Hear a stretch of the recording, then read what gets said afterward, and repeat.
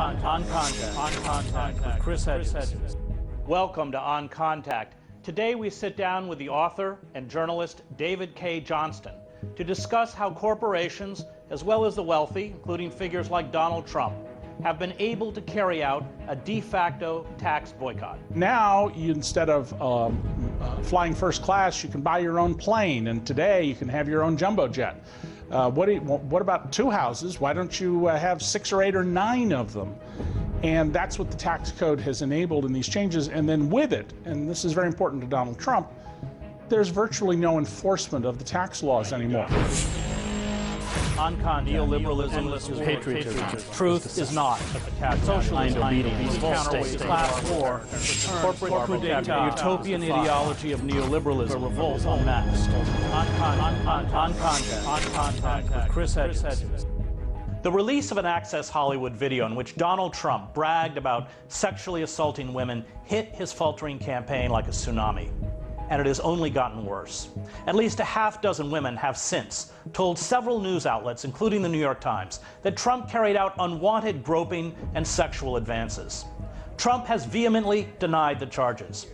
Trump has, in response, resurrected a 40-year-old rape charge against Bill Clinton. He invited women who accused the former president of sexual misconduct to the last debate. The sexual scandals, however, have diverted attention away from Trump's numerous business scandals. He routinely borrowed hundreds of millions of dollars he could not repay, and then stiffed partners, investors, and contractors, as well as workers. He and his associates have ruined the lives of thousands of people, including the 3,000 workers who lost their jobs earlier this week at the Trump Taj Mahal in Atlantic City. RT correspondent Anya Parampil examines the way the tax codes has been rewritten to allow the rich, like Trump, to carry out a de facto tax boycott. It's been discovered by the New York Times that Republican presidential candidate Donald Trump likely paid 0 income taxes for the last 18 years. But the most scandalous aspect of the story isn't necessarily that the man Forbes magazine estimates to be worth $3.7 billion paid 0 income taxes for nearly 2 decades, but that he did so legally. See, Trump didn't have to pay Uncle Sam because in 1995 he reported an income loss of over $900 million.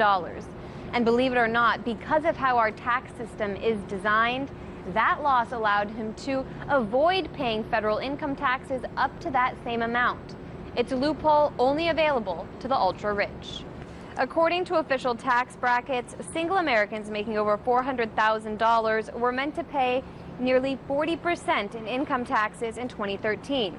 But according to the White House, that year the 400 richest taxpayers paid an average of 23% in income taxes thanks to loopholes. Comparatively, in 2013, middle-income Americans making around $36,000 to $87,000 were in the 25% tax bracket. That's because the system is actually designed to benefit the wealthy. For example, for wealthy investors in the stock market, gains are only taxed at 15%, meaning if you work for a living, you can be taxed up to 35%. But if you just have a ton of cash sitting on the market, you pay only up to 15%. According to the Joint Committee on Taxation, keeping the capital gains tax low has cost the U.S. Treasury up to $474 billion between the years 2011 and 2015. But reality is the tax system as a whole favors the ultra-wealthy over the poor. For example, if you can afford a house, you get a tax break. Even better, if you can afford a vacation home, you get a second tax break. Donald Trump says he didn't pay any federal income taxes because he's, quote, smart. But the question is whether that's true or whether or not tax policies which favor the rich are simply not smart enough. The Pulitzer Prize-winning journalist David Cay Johnston is the author of Free Lunch: How the Wealthiest Americans Enrich Themselves at Government Expense and Stick You with the Bill, along with the making of Donald Trump. In his books and journalism, he details how government laws and regulations, especially tax codes, have been rewritten to legally permit corporations, as well as the rich, to engage in what has, in essence, become a tax boycott. Thank you, David. Glad to be So here. I want to focus on 2 of your books, Free Lunch, the one I just mentioned, as well as your new book on Donald Trump. Because Trump is emblematic of the rise of an oligarchic elite that has rewritten the tax laws, the regulations, so there's a two-tiered system, which you document actually in the Trump book, one for them and one for us. Right. How did that happen? Well, we have created a society where we've been listening to rich people. I mean, that's the whole pitch Ronald Reagan made in 1980 was that we're not allowing business owners to enjoy the fruits of their labor. And that's because the tax laws basically said reinvest in the business, grow the business, that'll make you wealthier and it will create jobs. Reagan came along and said, no, let business owners take money out. Well, that destroys jobs. And now, instead of flying first class, you can buy your own plane. And today, you can have your own jumbo jet. What about two houses? Why don't you have 6 or 8 or 9 of them? And that's what the tax code has enabled in these changes. And then with it, and this is very important to Donald Trump, there's virtually no enforcement of the tax laws anymore. You document that pretty well. Yeah. But you also, I mean, Clinton was as bad as Reagan on this in terms of giving tax breaks to... He was, although I think the difference between the two of them is that Clinton walked in with what he was handed by the Congress he had and the social changes that had taken place, and then he went with it. He did bring about a tax increase in 1993, and following that tax increase, of course, we had the longest expansion in the history of the country, completely disproving the claim that if you raise taxes, you'll sink the economy. Talk a little bit about the specifics. You know, what this means in terms of what corporations and what wealthy individuals such as Trump are able to carry out that they were not able to carry out in the past. Well, many Americans now and multinational corporations, not domestic, but multinationals, literally turn a profit off the tax system. We've set up rules that allow companies through accounting to turn profits into what are temporarily expenses. Therefore, you don't pay phony expenses. You therefore don't pay the money to the government today. It's the equivalent of a zero-interest loan. So think about your paycheck.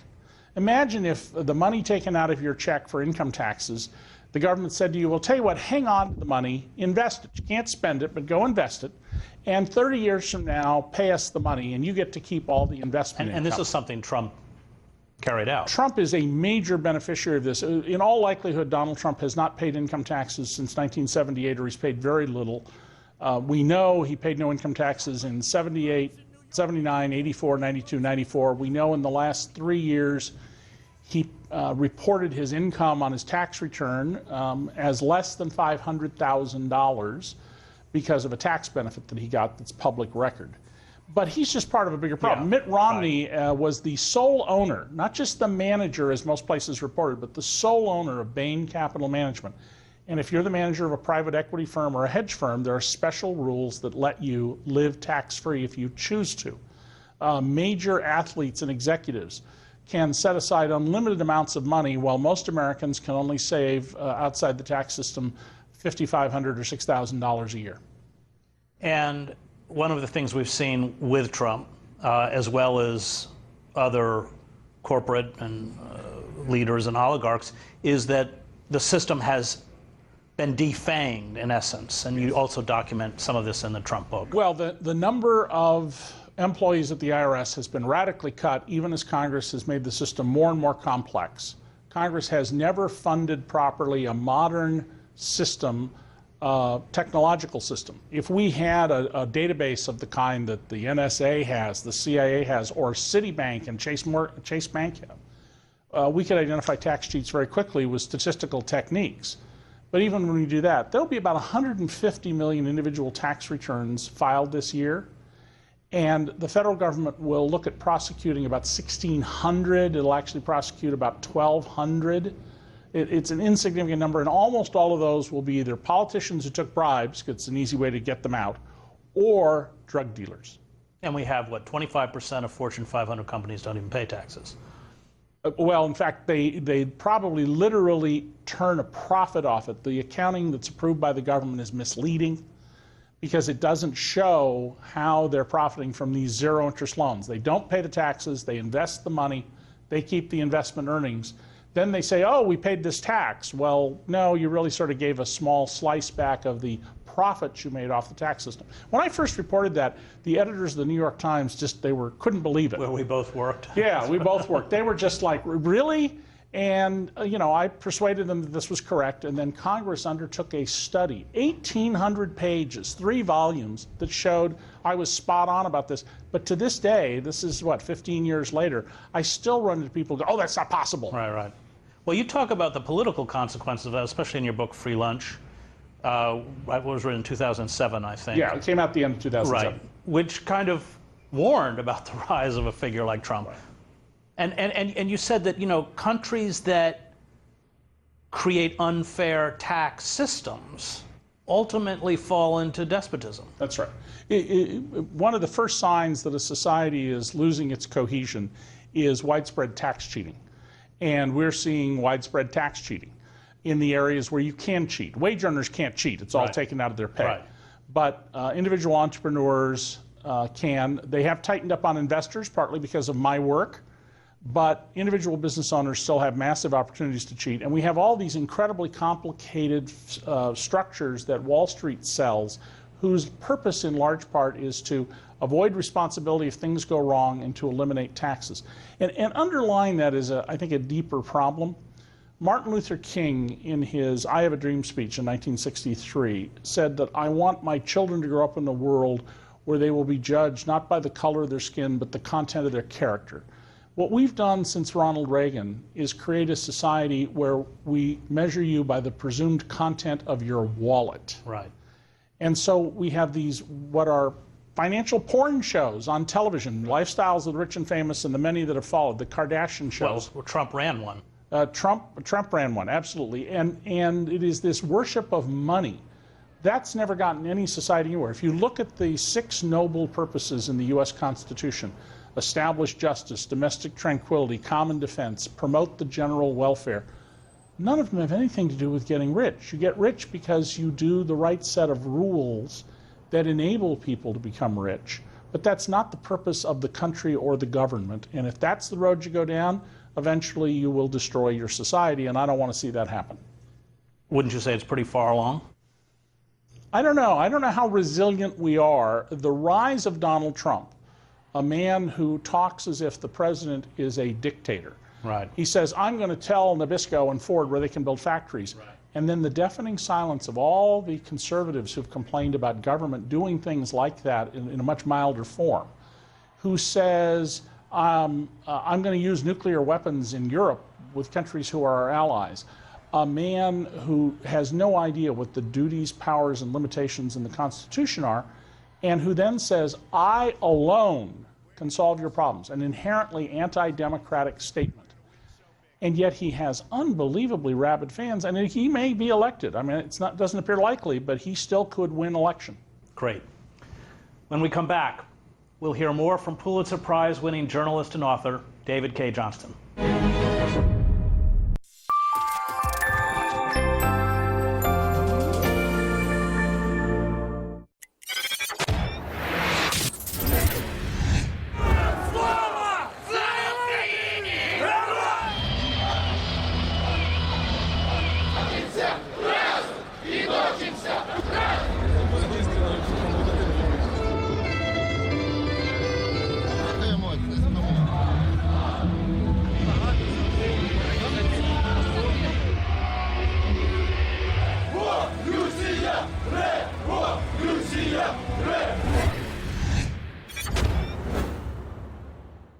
You're watching an RT America special report. Man, it ain't about him. It's about you. It's about me. It's about everybody. Basically, everything that you think you know about civil society has broken down. There's always going to be somebody else one step ahead of the game. We should not be in the business of normalizing violence. We don't need people that think like this on our planet. This is an incredibly tense situation.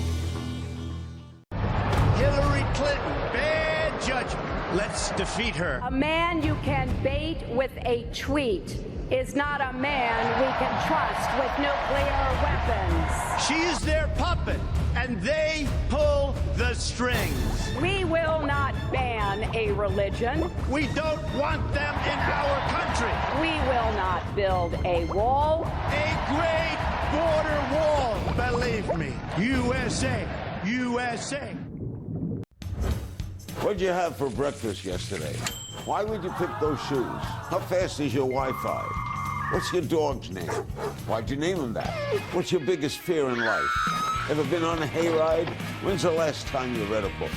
What would you say if you ever met the Pope? Who's the best quarterback of all time? What's one topping that doesn't belong on a pizza? Now, I've interviewed you too. Question more. This is Boom Bust, and these are the stories we are tracking for you today. I think that the euro is severely undervalued. That's the highest output in over 3 years. What the Fed really wants is inflation. The U.S. has more than doubled imports from Iraq.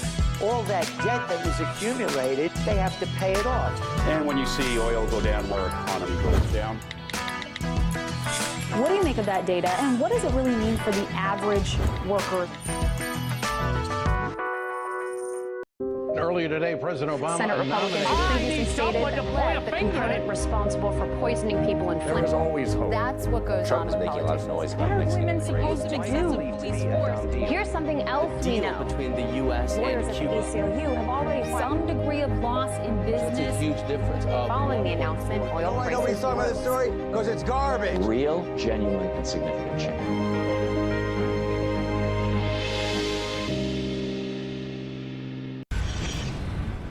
For decades, the American middle class has been railroaded by Washington politics. Big money corporate interest has drowned out a lot of voices. That's how it is in the news culture in this country now. That's where I come in. I'm Ed Schultz. I do the news on RT America. I'll make sure you don't get railroaded, and you'll get the straight talk and the straight news. Question more.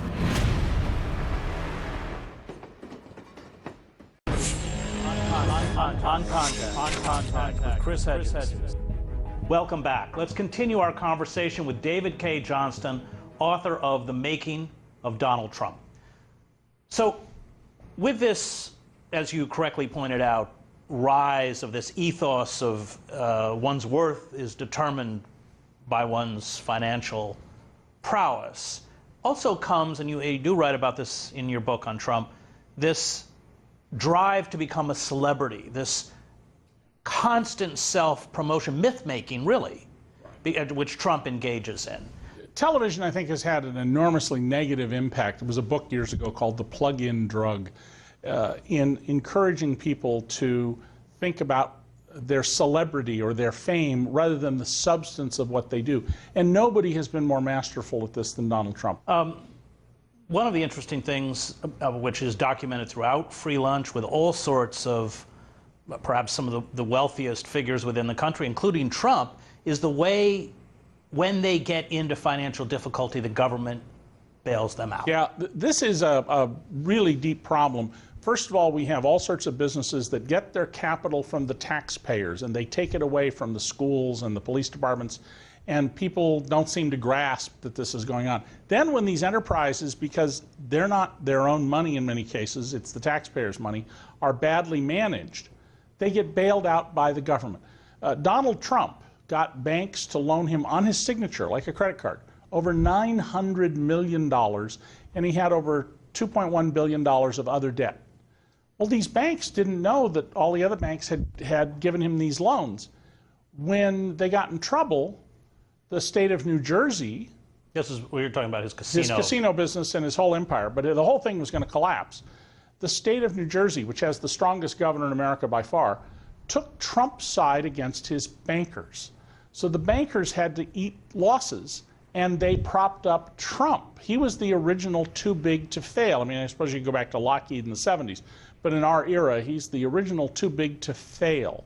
And government propped him up. If he had gone through the normal process, he would have gone through bankruptcy. Well, then we come along to the collapse in 2008, where there were people, including me, who wrote stories saying there's a housing bubble out there. There are other people who pointed to the dishonest practices that were going on.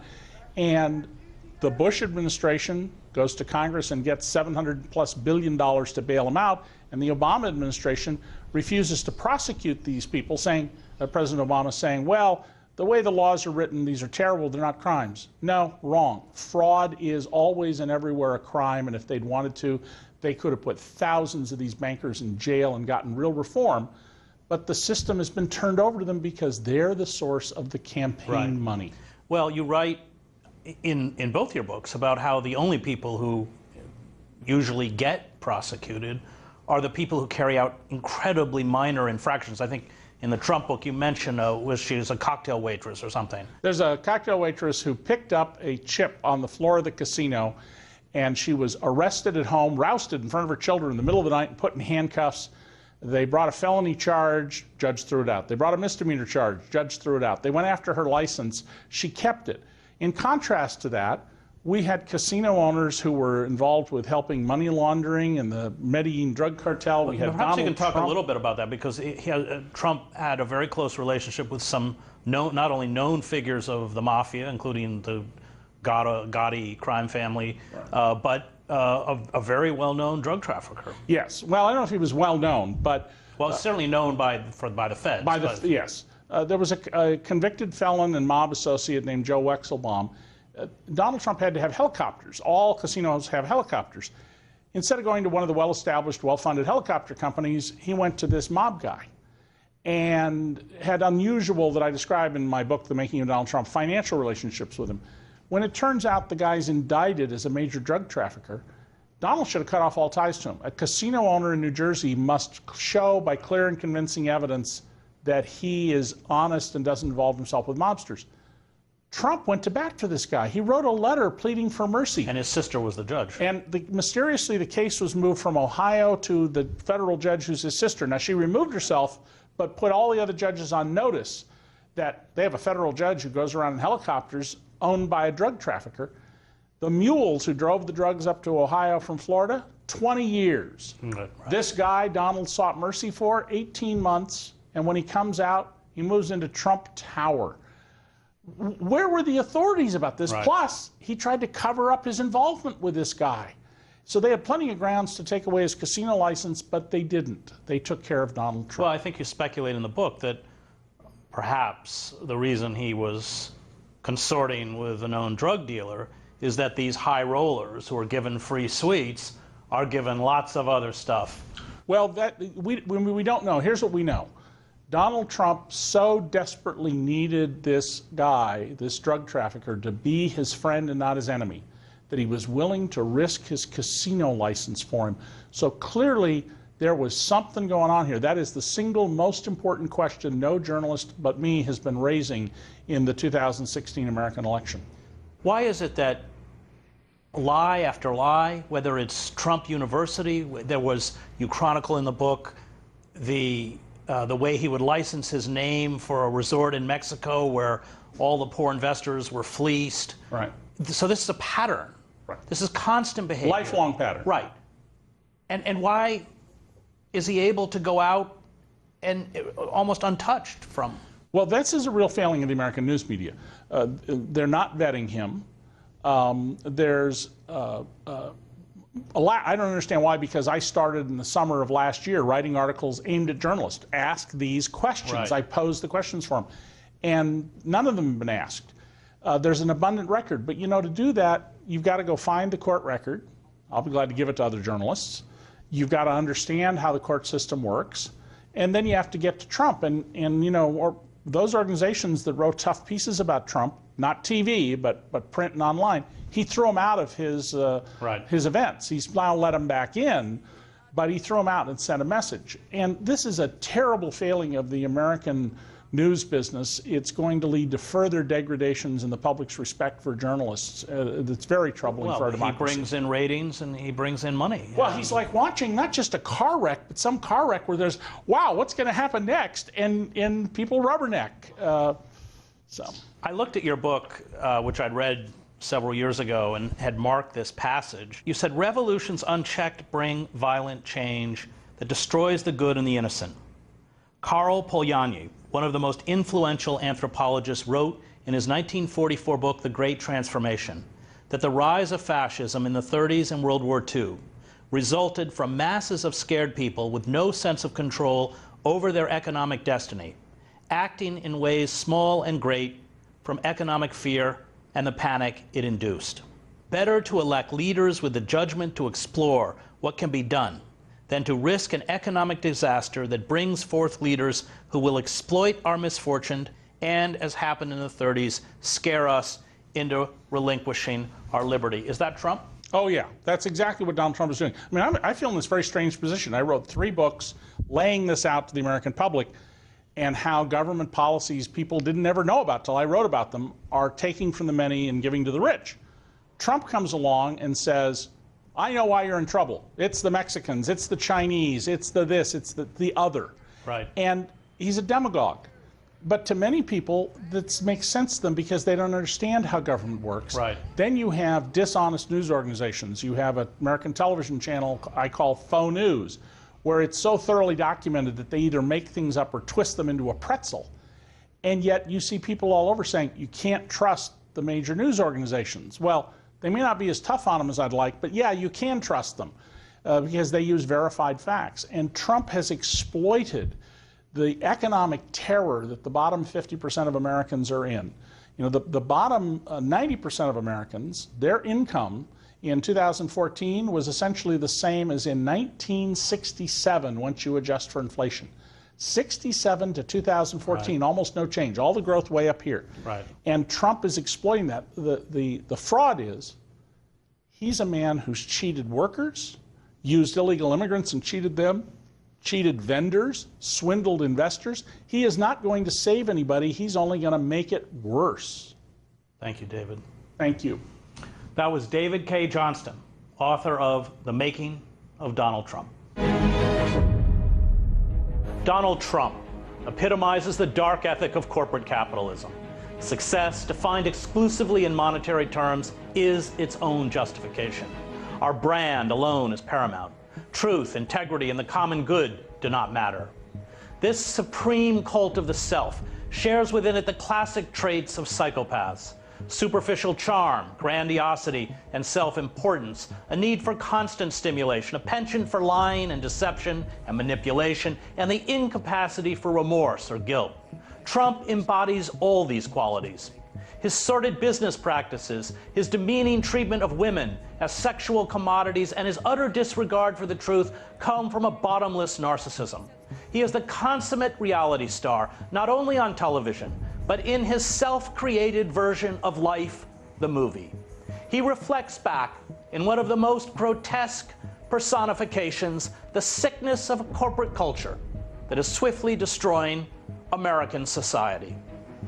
Thank you for watching. You can find us on rt.com/oncontact. See you next week.